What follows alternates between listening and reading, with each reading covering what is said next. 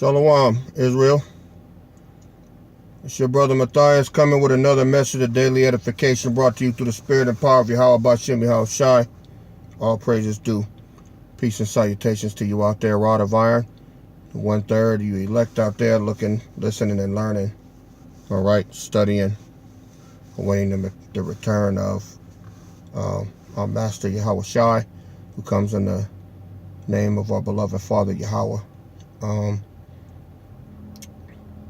Wanted to go through a passage today out of Ecclesiastes, Ecclesiastes chapter 7. You know, we taught a lot of things. We taught a lot of things coming up, and it all amounts to nothing. And it puts us out of balance. It puts us,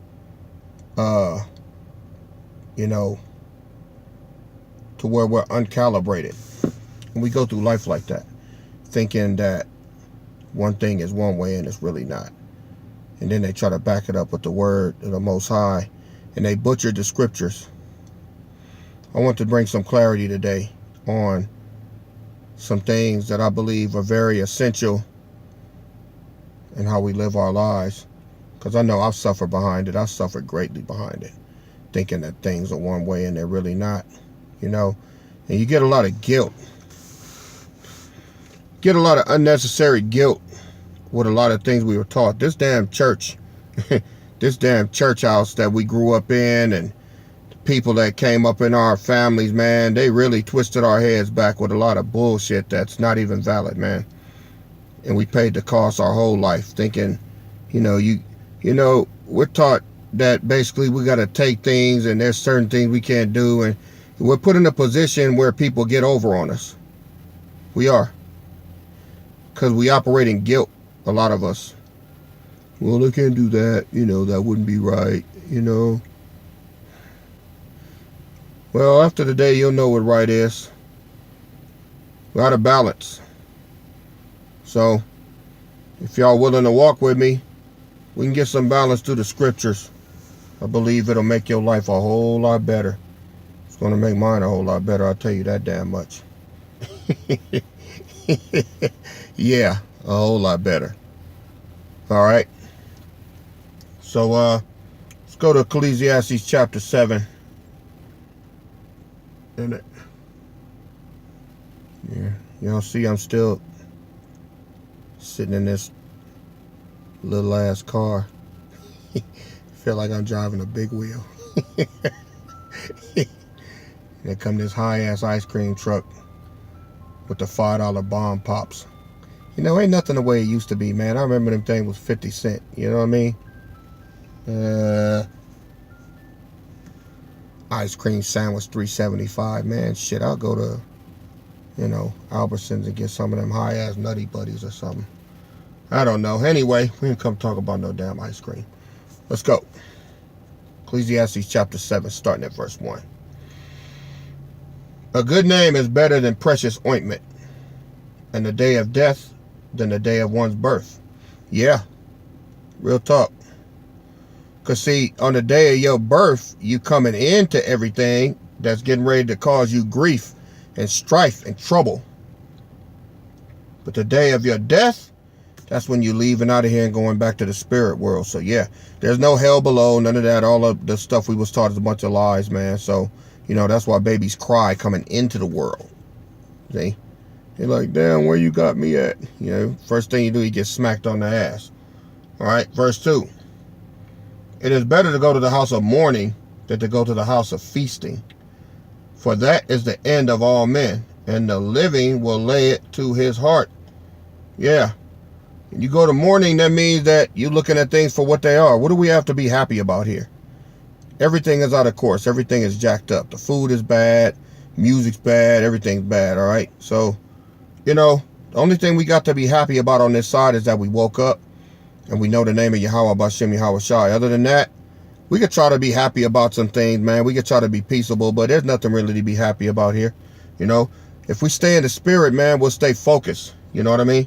I'm not saying walk around depressed or nothing like that. I'm just saying know your surroundings. Know that we're not in a good place here. As long as we're here, we're not going to be cool till Yahweh and Yahweh Shai come back and pull us out of this raggedy ass place, man.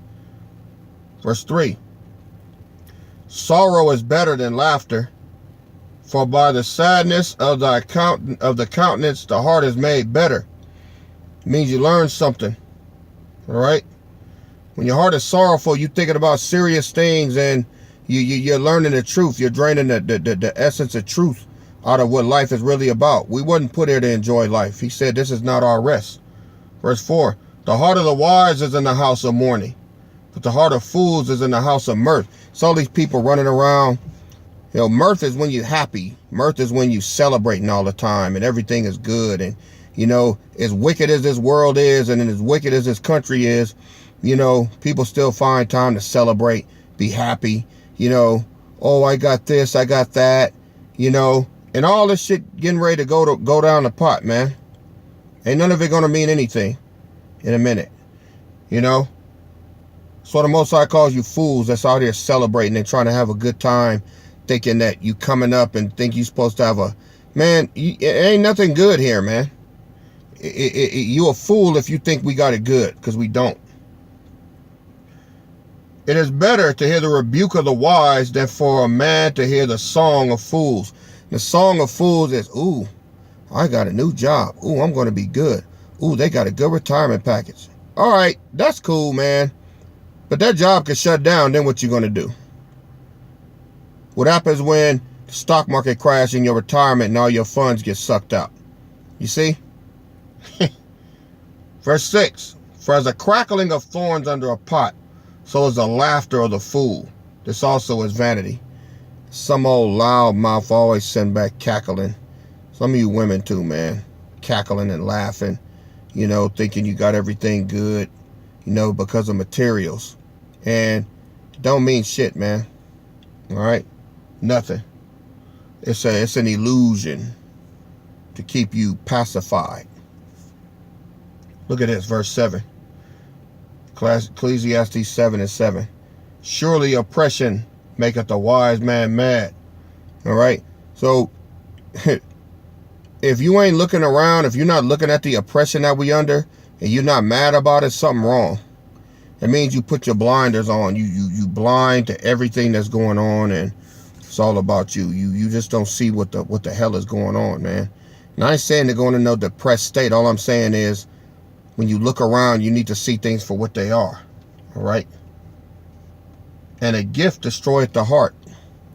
A gift destroyeth the heart. That's when fake ass people, all right, they know that they've done something to you, and they won't apologize for it. They want to come with some little bullshit ass gift to try to get back on your good side. You know, like Ike Turner and What's Love got to do with it? He whooped Anna Mae's ass, raped her in the damn sound booth, and you want to throw a new box on the bed with a dress in it. You know, oh, you gonna leave me now, huh? You gonna leave me now? A gift destroyed the heart, see? And then she takes it, and it puts her right back in position to get dogged out again. Verse 8, better is the end of a thing than the beginning thereof, and the patient in spirit better than the proud in spirit. See, when you're patient, you're able to wait it out no matter how long it takes. The proud in spirit, you're setting yourself up for a fall. Because if you're prideful, you're expecting something that might not come. Be not hasty in your spirit to be angry, for anger resteth in the bosom of fools. Do all you can and not get angry and get pissed off, even though sometimes it's going to come anyway. People test you. They do things to you, you know. But you can't let that anger rest. That's the hard part. Because people can do some things sometimes to really hurt you and put you in a bad way. But you can't let that anger rest. And I'm not saying be a pushover, but you got to find some way to deal with it and move on. All right? Forgive, don't forget. Yeah, I said it. Verse 10. Say not thou, what is the cause that the former days were better than these? For thou dost not inquire wisely concerning this. And somebody always complaining, oh, I remember when I used to have this and I used to have that. No, be thankful for what you got, man. They got somebody that's way worse off than you are. That's an ungrateful ass person that does that. You know? Wisdom is good with an inheritance, and by it there is profit to them that see the sun. Wisdom is good when your ass ain't broke. That's what it's saying. All right, and inheritance is money. Check the scripture, verse 12. For wisdom is a defense, and money is a defense. But the excellency of knowledge is that wisdom giveth life to them that have it. When you wise, you make wise moves, you make wise choices. And your money is a defense because you have money set aside in case something happens. You don't make stupid ass bonehead choices that end up putting your ass in a pinch. You know what I mean? Verse 13. Consider the work of the Most High, for who can make that straight which he had made crooked? When the Most High twists you up, man, it ain't nothing you can do about it. Verse 14. In the day of prosperity be joyful, but in the day of adversity consider. The Most High also has set the one over against the other, to the end that man shall find nothing after him. Meaning, don't believe that when you have it good, that when evil comes, the Most High not responsible for that either. See, the Most High is balanced. He got a right hand and he got a left hand. On the right hand, the good stuff come. Out of his left hand, that's when the bad shit come. All right? If you know anything about boxing, a southpaw boxer, boy, woo, you get took with that left hand, that's it. It's always the punch that you don't see coming that takes you down. Little inside joke for the fellas that watch Riddick. All right? But yeah, good things come from the Father. Bad things come from him too. All right? Verse 15. All things have I seen in the days of my vanity. There is a just man that perisheth in his righteousness, and there is a wicked man that prolongeth his life. Wait a minute, Salak. Let me start over. Verse 15, Ecclesiastes chapter 7. All things have I seen in the days of my vanity. There is a just man that perisheth in his righteousness, and there is a wicked man that prolongeth his life in wickedness. See? So there's a man that perishes trying to be too good all the damn time. And see, this is the lie that we get in the church house and through some of our elders who didn't know no better. God is good all the time. No, he ain't. Nowhere in scripture do it say that. All right? He is not good all the time. And we ain't got to be good all the time either. Sometimes you're going to end up doing things that the world don't see as good, but it's necessary for you to survive. Now, look, I don't want y'all to take this running with it now. Let me be specific. I'm not telling you going out. I ain't telling you to go out here selling no dope. I ain't telling you to go out here and be moving no packages. I'm not telling you to go out here stealing cars and getting into credit card fraud and shit. Cause y'all, boy, oh man, you see, hey, I gotta do it, man. No, I ain't saying that now. Get your ass a job. You ain't putting that jacket on me. Laying it to my charge, all right? But there's going to be times when you're going to have to do things that might not be considered righteous in the eyes of these heathens, man. But you got to do it anyway. All right? So what, you didn't go to work or something like that, and all you could use is, hey, you got to use what you got. All right? If you took an extra 15 minutes on your break and your boss getting mad, you know, if you tell him you was in the bathroom or something like that, the world ain't gonna stop because you told him you had to use the bathroom and you took a little extra time to eat your burger or something like that. Look, y'all fill in the blanks, man. All right? I ain't finna tell y'all how to be balanced, you dig? But don't perish in your righteousness. Quit trying to do everything right all the damn time, all right? Because you'll perish. And there is a wicked man that prolongeth his life in wickedness. That's somebody that's just always being wicked, man, no matter what. They can't do the smallest thing. They can't have any type of righteousness in their life. You ought to balance, all right? Sometimes you're going to have to use a little wickedness, and sometimes you're going to have to use a lot of righteousness, all right? But you got to, depends on the situation, all right? Verse 16, be not righteous over much, neither make thyself over wise. Why should you destroy yourself? I'm not going to be righteous over much I used to have that type of stigma, well, that won't be right, and they won't. Nah, hell no. No. It's time out for that. All right. Depending on the situation, I'm gonna decide what's right. All right. Because you set yourself up to get run over. Because while you doing everything right, somebody's scoping your ass out to run you over. Never fails. So that's what happens when you're righteous over much. All right. You destroy yourself. That's what the scriptures say. When you sit back trying to, well, that won't be right. And no, not at all. Verse 17, be not overmuch wicked, neither be thou foolish. Why should thou die before thy time? That means you don't go around doing wickedness to people all the time, man, and doing wicked things and just being evil and being a damn demon. All right, there's a balance. There's a balance to life. Gauge the situation. All right? Gauge the situation. There's going to be times that you got to do things that might not be acceptable to everybody. You know what I mean? Look at verse 18. It is good that thou shouldest take hold of this. Yea, also from this withdraw not thy hand. For he that feareth God shall come forth of them all. Meaning what? Your life going to be balanced, man. There's going to be days where you're going to have to come from both. You're going to have to do righteous things and so-called wicked things to get the job done. To make your life smooth. All right? Forget what everybody's thinking all the time. Forget who don't agree with you. Forget, you got to make decisions for yourself. All right? Because ain't nobody going to give a damn about you in the end. 9 times out of 10, they won't. They don't give a shit. If you broke, if you hungry, they don't give a shit about none of that. They don't care if you lose. They don't give a damn about your health. They don't give a damn about nothing. All for self. So what you do is you got to reverse that. You got to start putting yourself first sometimes. You got to have some balance. See, do you know it's a sin for you not to love yourself? It's a sin for you not to do things for yourself. That's why the Bible says, thou shalt love thy neighbor as thyself.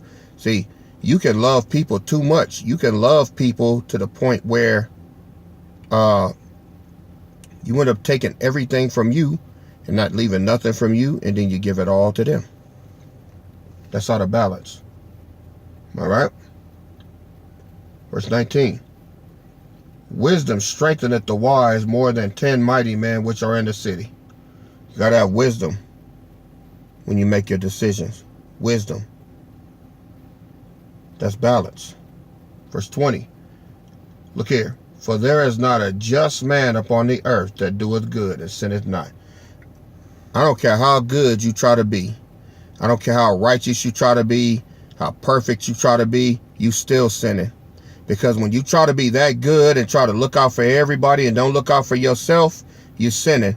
Because you're not loving yourself. You're putting everybody before you. Fuck that. All right? Start thinking about yourself. Do some things for yourself. Do some things for yourself. Verse 21. Also take no heed unto all words that are spoken, lest thou hear thy servant curse thee. For oftentimes also thine own heart knoweth that thou thyself likewise have cursed others. So as you cursing people, somebody gonna curse you. Bottom line. So don't take it to heart. I ain't saying that it ain't gonna hurt. It is. But you move on away from it. All right? You move on away from it. You go on with your life. All right? So we all have a bad day. And I ain't saying you got to sit back and let it keep happening. But if you hear it, you don't have to take that strong a heed to it where it wrecks your life. All right? Verse 23. All this have I proved by wisdom, I said. I will be wise, but it was far from me. That which is afar off and exceeding deep, who can find out? I apply my heart to know and to search and to seek out wisdom and the reason of things and to know the wickedness of folly, even the foolishness of madness. All right? The foolishness and madness. That's why King Solomon wrote all of these passages talking about this is vanity, this is vanity, this is vanity. He saw the foolishness for what it was, you know? And because King Solomon had so many wives and concubines, he knew the women. He has 700 wives, 300 concubines. All right? This is the wisest man that ever lived next to Yahushua.